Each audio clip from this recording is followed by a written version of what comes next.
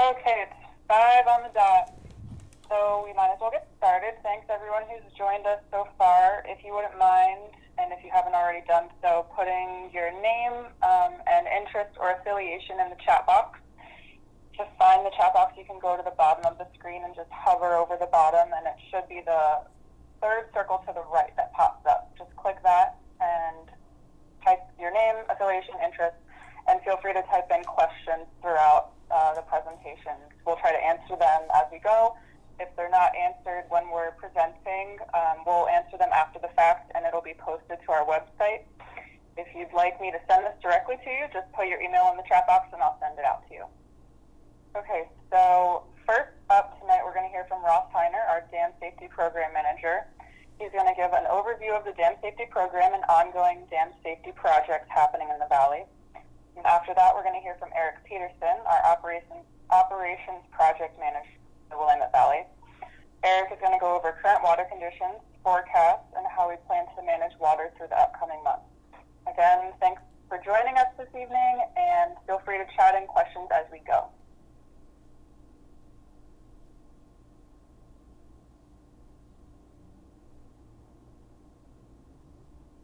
Okay, thank you, Lauren, for the introduction, and thanks to everyone for taking the time out to join us this evening. And thank you to Eric for letting me steal a little bit of his time and in this presentation to share some updates of dam safety from the dam safety program as it relates to the Willamette Valley. And so tonight be talking specifically about some activities we got going on in the upper part of the basin in the Santiam region. So my name is Ross Heiner. I'm a structural engineer, been with the Corps of Engineers for about 13 years, and I've been the program manager for the dam safety program here in Portland District for the past 3.5 years. And so it's a great job, and it's a wonderful opportunity to learn about these structures and inspect them and get to know the people and the infrastructure that is so important to the region. So, overview of the presentation. I'll try to limit about 15 or 20 minutes to give an overview of the basin and the Willamette Valley Project. Use the April 2019 flood event as an example to kind of explain how we manage the reservoirs for flood operations and try to strike that balance between the flood risk management mission of the projects and the conservation storage and conservation benefits that the projects provide to the region. Give an overview of the dam safety program within the Corps of Engineers and Portland District, and then talk a little bit about risk assessments and give an overview of what types of risk assessments we have ongoing in the valley and what types of risk reduction activities that you might be aware of or might not be aware of.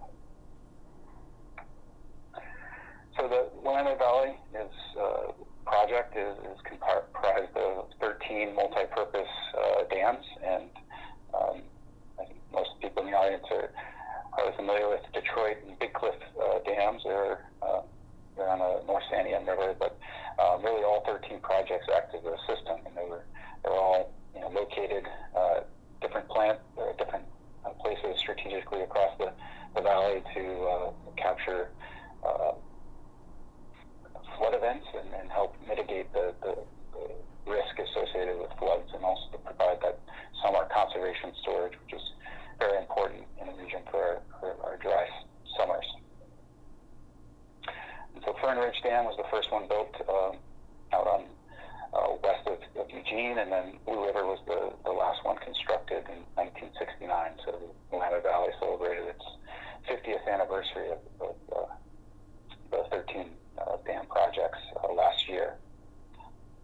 And so the system, what makes my job very interesting and exciting is just the scale and scope and variety of different dams that comprise the system. As an engineer, getting to work on very large concrete dams, Detroit and Green Peter, and then the large embankment dams, Cougar, Blue River, trying to study how they were designed, what kind of considerations were made in their original construction, compare that with as science and engineering has advanced over time, how they compare with our modern understanding of dam performance and the hazards that are posed to dams. And so it's a really exciting time to be involved with these projects. So this is a rule curve that some of you, I'm sure, are familiar with, is how the dams operate as far as the reservoir storage and the volume of water behind the reservoirs. And so try to just simplify it. This is an example from further south in the Fall Creek, down near the middle fork of the Willamette River, and kind of how that conservation storage, which we'll talk more about later tonight, how that's balanced with the flood storage. And so our rule curve and our storage curve, this is kind of the guide and our goal for our maximum fill elevation for every day in the calendar year. And so you can see in November and December through January is when our highest risk of flooding occurs in the region. And so that's when we have the most potential for large rain events, and that's when we receive the most amount of rain. That's kind of shown in the chart below as far as the average precipitation. And then this varies at different points across the valley. This is an example from that Fall Creek Dam. And as the risk of large flood events decreases, we strike that balance every year as far as filling up along this rule curve as Mother Nature and the water supply allows, and with the ultimate goal of topping off the reservoirs at that maximum conservation level. And so this flood storage, as you can see, decreases as that conservation storage is taken up. So throughout the summer, at many projects, including Detroit, there is that remaining flood storage, a small amount of flood storage that remains throughout the summertime for those rare, typically of lesser duration and lesser intensity storm events and rain events in the summertime. And so this is kind of how we strike the balance between flood risk management, which is seasonal here in Oregon, with the other conservation needs.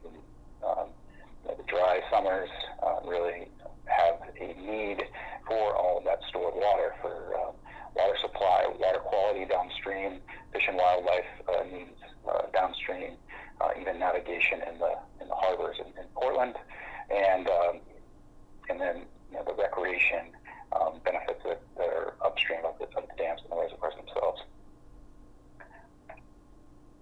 And so along that storage curve in April is kind of a tricky time for us, where we still have some risk for large flood events and rain events, but that probability is lower than it would be in the wintertime. And so April 2019 was an example where we had we're on that refill curve, and in a lot of places we had some extra storage. It was a drier refill season to lead up to that event, so we had some additional flood storage, and that flood storage in that atmospheric river that we received in early April filled up many of our reservoirs over a couple of days. And so this is an example here at Detroit of how the dam and the reservoir is used to capture that rain event and snow melt that was occurring in the drainage area upstream of the dam, and how we control or how we schedule our releases at these control points downstream. So downstream of Big Cliff Dam is the Mahima gauge, USGS gauge on the North Santiam, and our regulation goal is to maintain that the river stage below this action stage, and if we can't maintain that, below the flood stage. And so the flood stage is around 11 feet, and then that's the threshold where impacts property infrastructure buildings start to begin getting inundated. So our goal is to maintain the river stage and the river flow below that elevation. And so what this chart shows on the left is in blue what the actual river stage was throughout that event from the 3rd of April to the 17th.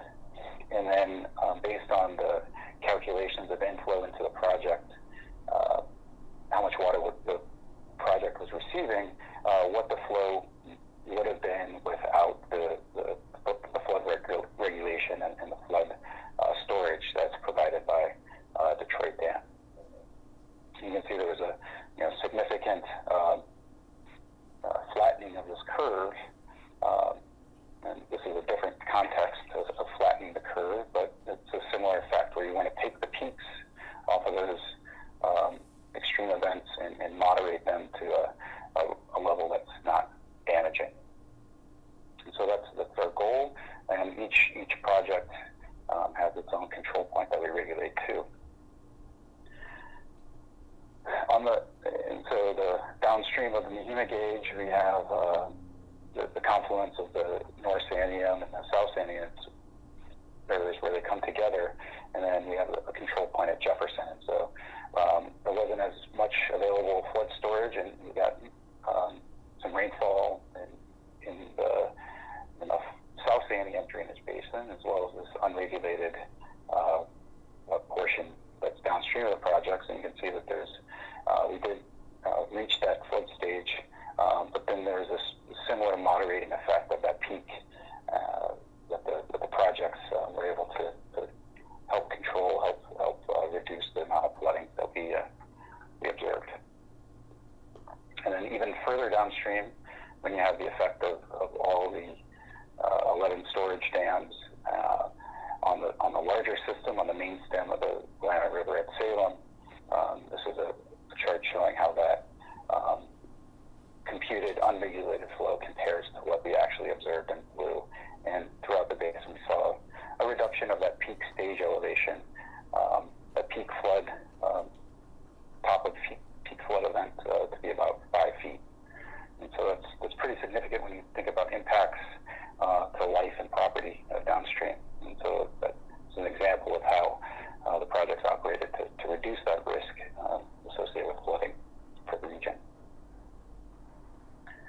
And so part of my job is to work with Selena and Eric and the water managers and the operations personnel to advocate for that flood risk management mission, and also to help ensure the safety and satisfactory performance of the dams. And so we do that with a robust dam safety program that includes inspections, very detailed inspections that we do on a 5-year frequency called periodic inspections, and then annual inspections where we have on-site teams looking at the performance and condition of the dams. These periodic inspections are a good opportunity to dive into the details and unwater some parts of the dam that are normally submerged and used to operate and regulate the flow going through the dams. And so this is a picture from a regulating outlet from Lookout Point Dam and doing an inspection of these gates that control the flow through the dam. So it's very critical to do these inspections and kind of report on the history and the performance of the dams, the condition on a regular basis, and that's what we do. We also do instrumentation monitoring and measure the pressures and water levels in and around the dams and their foundations to assess the performance over a long scale. So a lot of the instrumentation we have dates back to original construction. So we have a really large data set where we can track and monitor the performance of the dams over a long time scale. And that information is very helpful and feeds into our risk assessment, so I'll talk more about. Probably the most important part of our dam safety program, which we play a small role on, is the operation and maintenance activities. And so that's Eric's team out there in the field at the projects doing the day-to-day routine maintenance, preventative maintenance, to make sure that the lines are greased and the components are in operation and they're rehabilitated and repaired when needed. And so we work together very well to make sure we're prioritizing those investments and activities on a day-to-day basis and a year-to-year basis. So risk assessments are a big part of what we do, especially in the last decade, and dam safety. And it's a result of one, aging infrastructure and our advanced understanding of dam performance and that we've in the advancement of science over time, and really it's an opportunity to assess the dams for considerations that go beyond what were sometimes considered in the original design, to better assess how much risk is associated with this dam, and prioritize our actions to make sure that we're making the long-term investments and long-term risk reduction activities to advocate and use the taxpayer dollars as best as we can in the right places. So we assess risk. Risk is a common term, but it's a term that's people use in different contexts and have different definitions for. And so, the basic definition of risk is that something bad may happen. And so it's got two components. There's a consequence, something bad, and then there's an uncertainty of may happen. So what we try to do is really understand, use that, and we break it out into a very specific definition where we break out the risk into three components. The hazards, what are the different loadings or events that can occur that may be extreme flood events that we haven't seen before. It may be large seismic events. It may be just the normal operations of the dams, the pool fluctuations day to day and year to year. And so the next component of risk is the performance and how the dam may respond to those different loading conditions, those different circumstances. How likely is it to perform well? And then what are the potential ways, or what are the potential things that could go wrong? What sort of components may get overstressed or displace or fail and result in an uncontrolled release of water from the dam, which is what everyone's trying to avoid happening. And so we put numbers and frequencies to these different components. So we have the probabilities of the hazard. Large flood events will have certain recurrences. Large earthquakes have certain recurrences. And then the performance, we use the existing information and new information as part of the risk assessments to better understand how the dams will respond. So an example of the performance in the risk assessment, we'll take borings or drill holes into the dam and test the material properties to see how what the material strengths and properties are, and that feeds into computer models and different analyses that inform the team's assessment of performance. And the third and most important component of risk is the consequences. The people and property that are downstream of the projects. Who is downstream? What population centers are downstream? What are the potential inundation areas or flooding that could result of a dam failure or dam breach? How much warning time? Is there enough time to get people out of the way, or is there not? And so these are studied. All three of these components are studied in very good detail as part of risk assessments, and so we have different variations of risk assessments, and they really come together to give us a comprehensive picture of what the risk is associated with the dams. And we take the results of those risk assessments and feed them into different risk classifications, feed the dams and put the dams into different risk classifications. And so there's 5 classifications that we use, from very high risk to very low risk. Fortunately, in the Willamette Valley, we don't have any very high risk dams, but we do have several high and moderate risk dams, and that's a function of the size and scale of the dams themselves, and the potential inundation and potential consequences that are associated with their dams. And so, because those consequences are so high, we have to assess the dam's performance to really extreme loading conditions. Everyone's heard of the Cascadia subduction zone earthquake.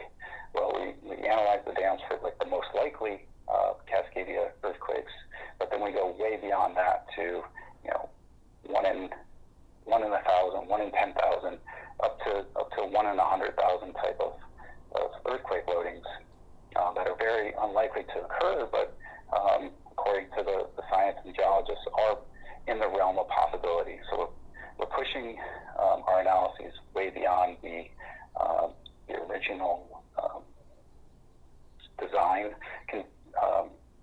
considerations in the design, and really trying to assure ourselves as an agency and you, the public, that these dams are robust and able to withstand anything that Mother Nature might throw at them.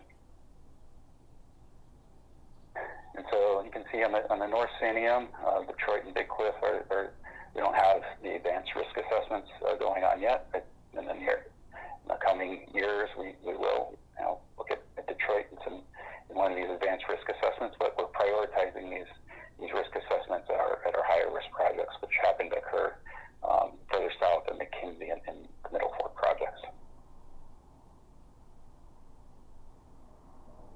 And so one bright spot and one recent example of these risk assessments informing our understanding of risk is Green Peter Dam. So that was classified as a high-risk project, and currently is, but there's a pending change based on this recent risk assessment that it be reclassified as a low-risk dam based on some of the operation and maintenance works and spillway reliability projects that we've done over the past decade. So talking specifically about that spillway gate work, this slide kind of shows kind of what the problem was, and the problem was this buckling that you see here in this structural member. And so this is a picture from one of our hands-on inspections where climbers get out on ropes and climb out to these gates and really look at these steel structures in high detail. And you wouldn't be able to see this from afar, but you can see it when you're up close and taking a picture right down the line of this beam, which should be straight. In this case, has a little bit of slight buckling. And these inspections alerted us to a potential problem with too much friction being built up over years in these hinge points in what we call trunnion pens. And so what we did some analysis over the last decade. This program and these inspections that we found these issues started in about 2010 timeframe. Since then, we've made tremendous strides in repairing these gates, replacing these trunnion pens with lower friction materials, strengthening the steel components with either cover plates or, in this example, a Big Cliff Dam, full replacement of the end frames with new materials, stronger, more reliable, less friction materials. And so that's what we call the structural reliability improvement. But we also, while we're doing all that work, looked at the electrical and mechanical equipment, the machines and components that make the gates operate and move up and down. And it took the time to invest and make those components that were original to the dam construction and upgrade them to more reliable, more modern type of equipment. You can see, none of this work was completed in 2010. Now, 10 years later, we've rehabilitated several spillway gates. Many of the projects are complete. We've got a couple remaining gates, Cougar and Hills Creek, and then we have a big project to replace, to rehabilitate and overhaul electrical mechanical components at Detroit over the next couple of construction seasons, and that started this past winter. So that's the extent of my presentation tonight. Tomorrow night I'll be talking a little bit more in detail about the activities we got going on in the Middle Fork project, specifically specifically Hills Creek and Lookout Point dams. So if you want to join us tomorrow around lunchtime, feel free to give it a little bit different presentation. But if you have any questions or comments, I'll be going to the chat box here as I pass it over to Eric to respond to any questions or feedback you guys might have. So thanks for your time, and thanks for joining us. With that, I will pass the presenter mode over to Eric Peterson, the Operations Project Manager for the Willamette Valley, and he's going to be talking about the conservation season going forward. So Eric, that is coming your way. All right. Thank you, Ross. Let me share my desktop here.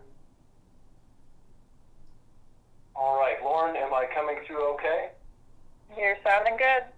Okay, great. Hey, I appreciate Ross's comments, both Ross, your description of the Willamette system, how it works, how our dam safety program functions, as well as how our really important flood risk management mission works. Our dam safety program is really important. We want to have, and we do have, an excellent comprehensive program that helps us understand and make really well-informed decisions around risk and around investment. And why this is important is pretty obvious. People's lives and our regional economy depend on it.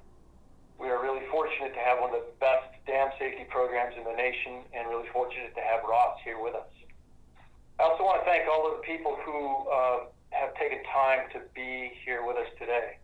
And in this challenging set of circumstances, I want to say personally that I hope you, your families, and the people you care about are all doing well. I appreciate this opportunity to share some information and share a little bit of my perspective with you and tell you a story about the water year this year.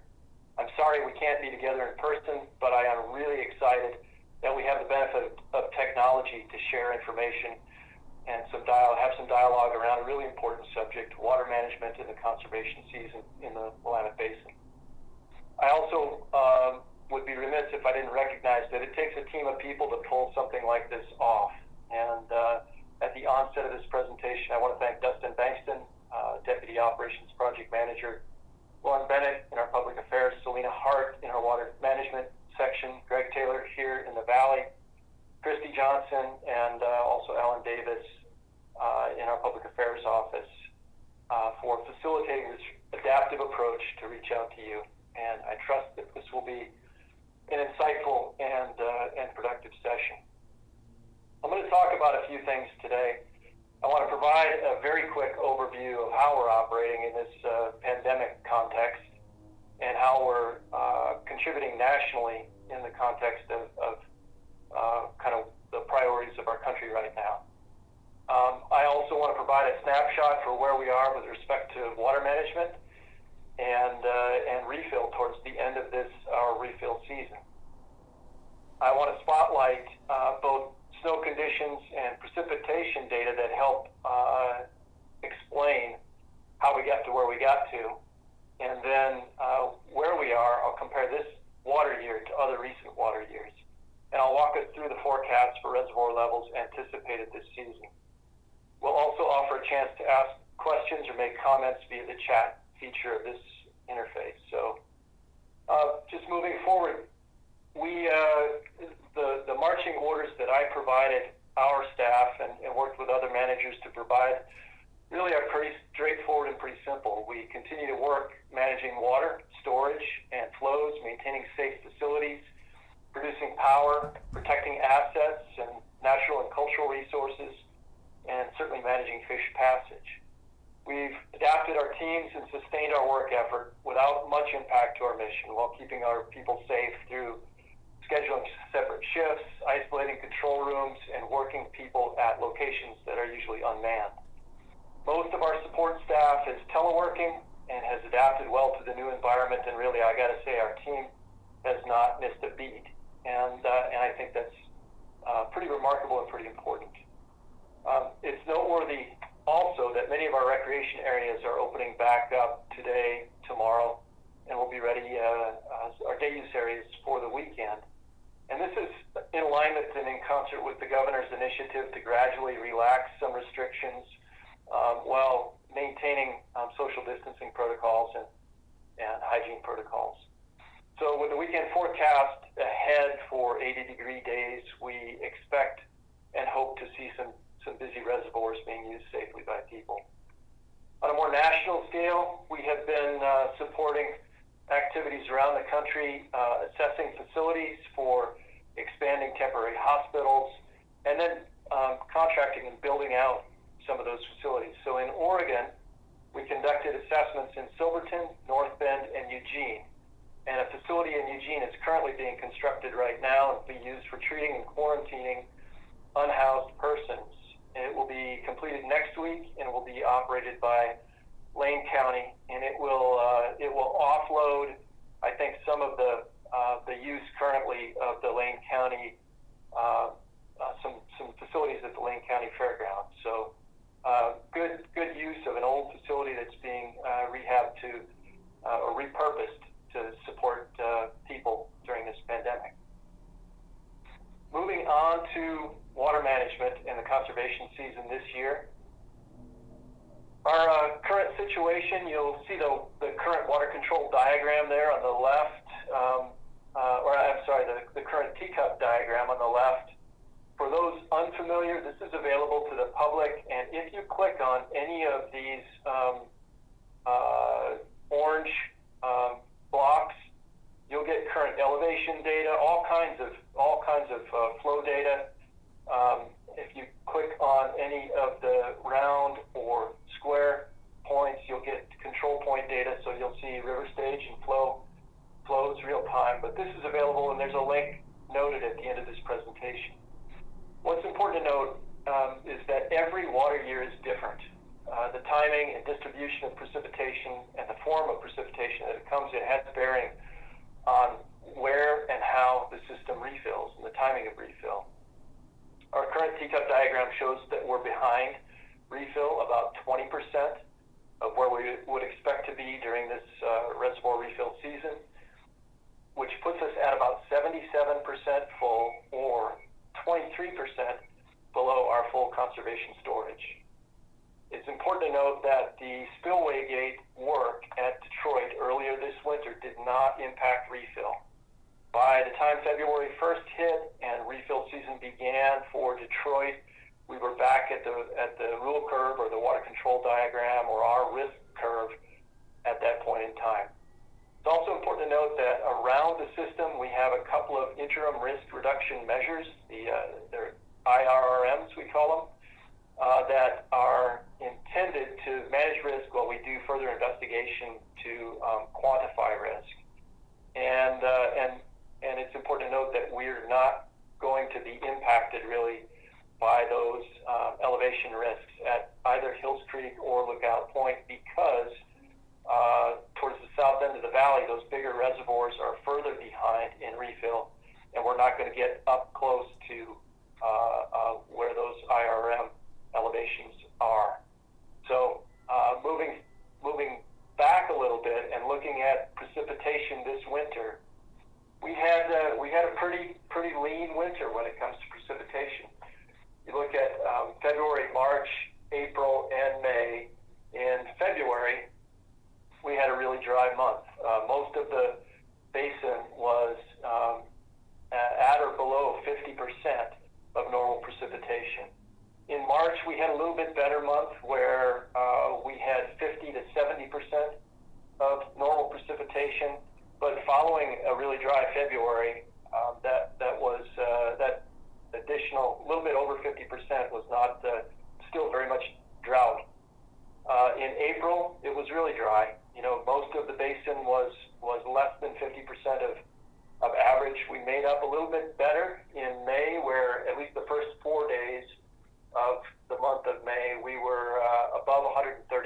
So we had some pretty good showers last week that helped, or earlier this week that helped quite a bit.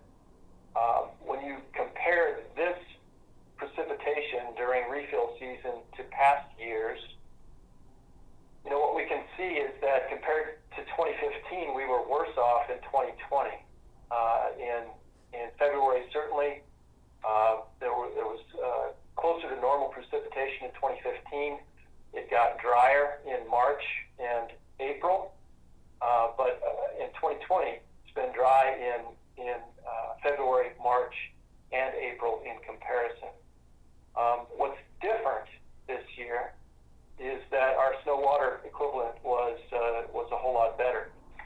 So think back to 2015, and I remember in 2015, New Year's Day, I went snowshoeing up at Willamette Pass and spent the night in the Maiden Peak snow shelter.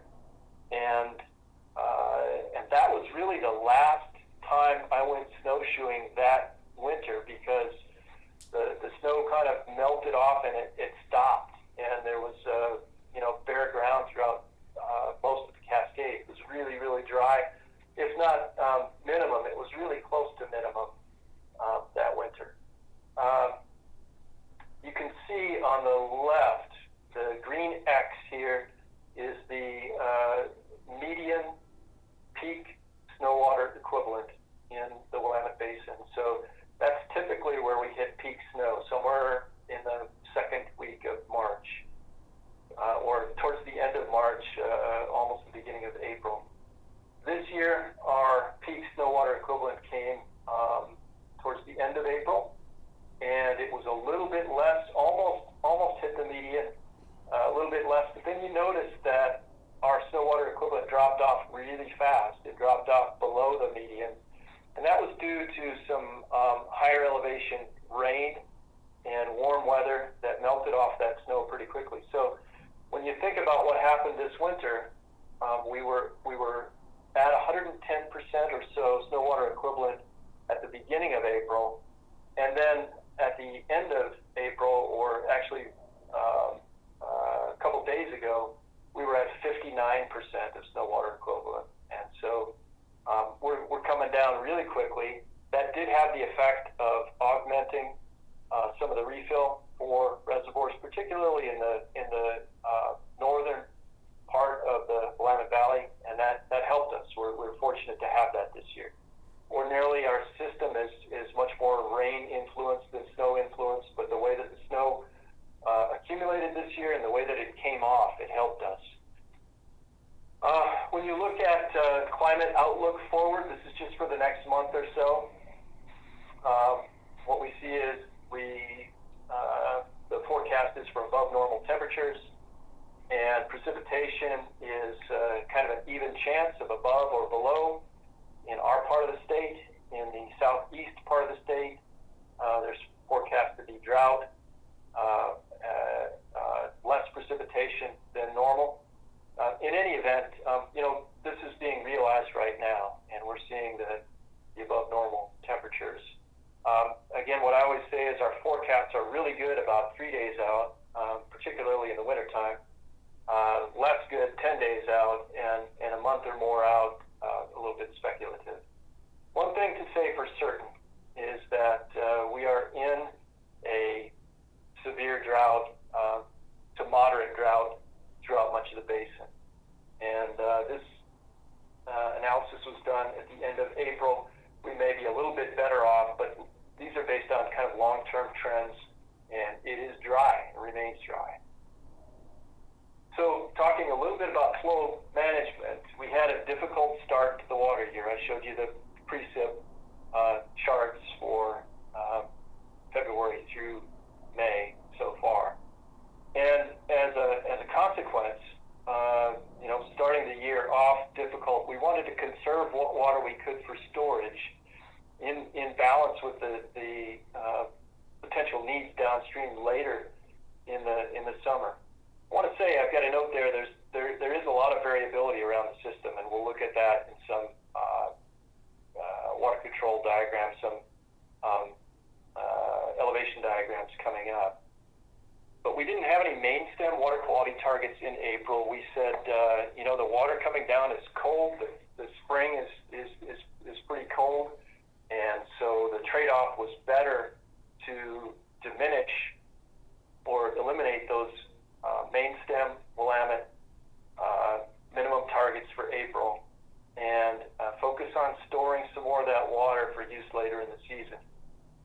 As a consequence, we were able to shift the storage from maybe around 900,000 acre feet for the system, maybe 1 million acre feet for the system, to up towards 1.2 million acre feet of storage predicted by the middle of May, which that's a significant chunk of water conserved for use a little bit later in the summer, and will likely make the difference between an inadequate water year to an adequate water year, which has big bearing on the both tributary and main stem health a little bit later in the season when temperatures get warmer, and also give us better probability to meet temperature goals, temperature management goals from Detroit and from Cougar as well.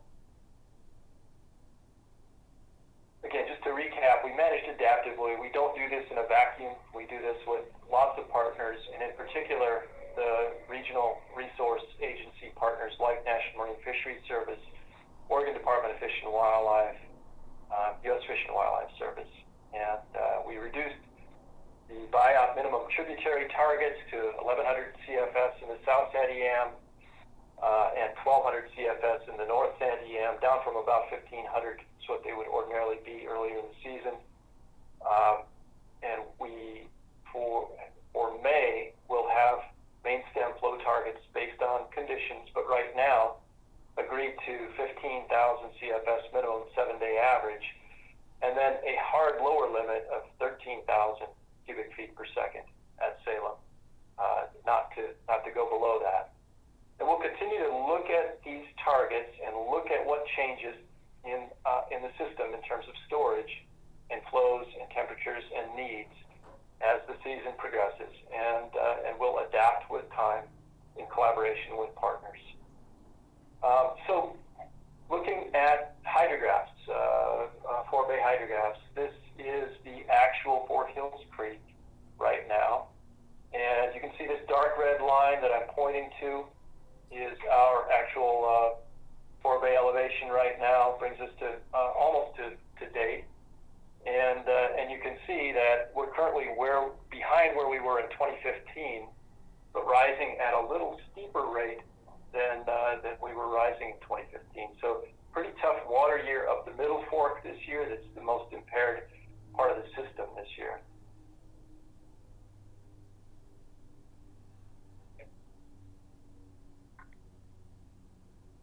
Lookout Point is also not faring well, also being on the Middle Fork.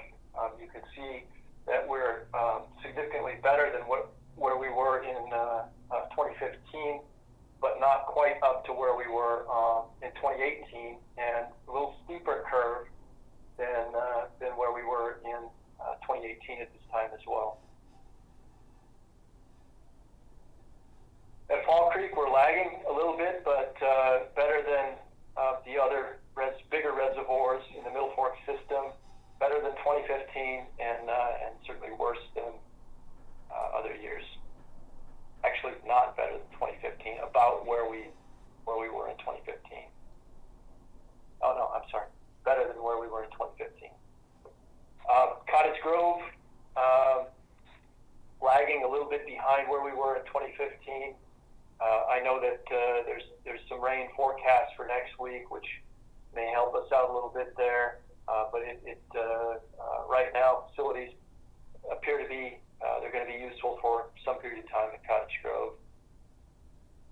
Dorena is a much more flashy reservoir. It typically fills faster and easier. We're a lot closer to the water control diagram at Dorena for this year, and we expect to have a reasonably good recreation season there. Obviously, it's a small reservoir. At Cougar, we're climbing. We're climbing at a faster rate than the rule curve or the water control diagram, but we're still a little bit behind. And I'm optimistic based on what I've heard from folks that Cougar may respond well to some of this precip coming in the next week or so. Blue River, another one of the flashier reservoirs in the system, and we're optimistic about Blue River filling this year.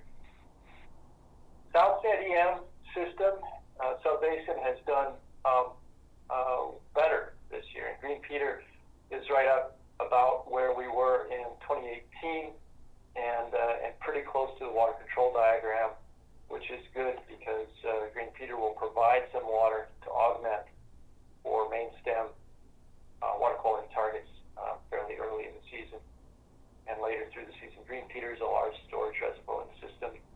Foster is predominantly not a storage reservoir, but a re-reg facility for Green Peter.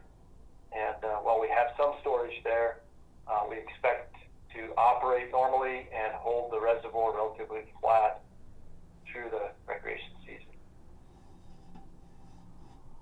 And Detroit, you can see we're well above where we were in 2015.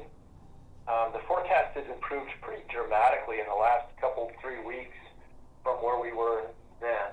And the reservoirs responded to some of that snow coming off and some of the rainfall coming in. So we're not where we were in 2018 or where we were in 2016, but we're approaching where we were in 2016, and we expect that with some additional precipitation, I'm optimistic that we're going to have a little better conditions this year at Detroit than were forecast earlier. So let's go ahead and look at the conservation season forecasts. Again, pretty dry at Hills Creek. If you notice this blue line here, that's the 50% elevation non-exceedance. That means there's a 50% chance that conditions will exceed this threshold.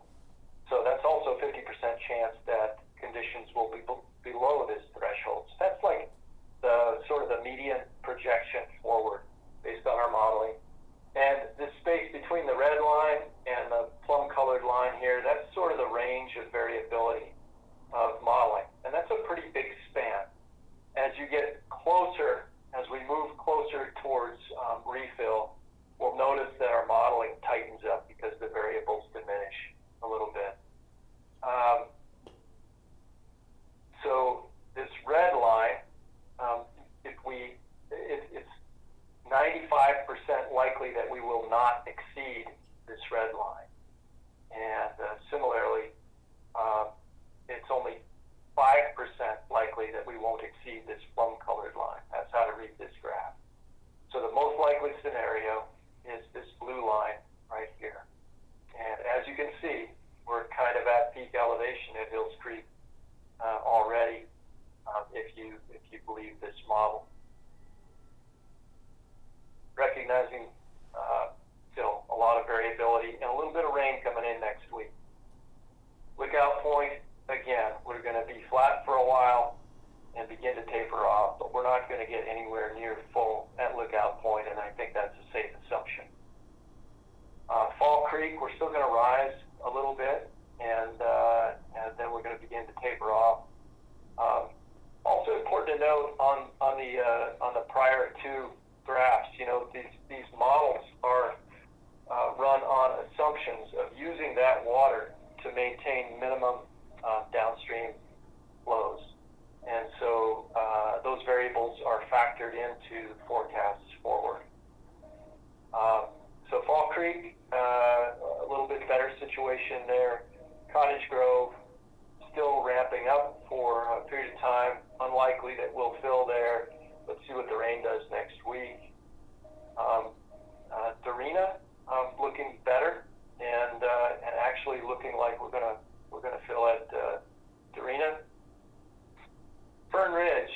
So it's really important to note Fern Ridge fills almost every year without exception, and this is really an anomaly water year on the Long Tom watershed. So we have been discharging at minimums from Fern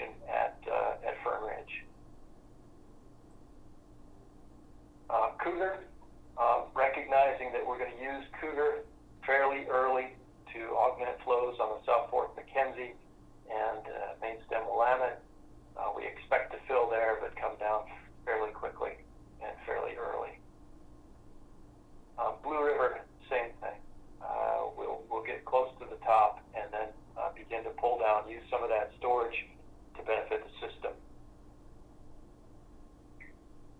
Detroit, you can see we anticipate climbing fairly close to full and having a fairly functional reservoir through the summer recreation season, which is good for people who have floating facilities and want to get out and about.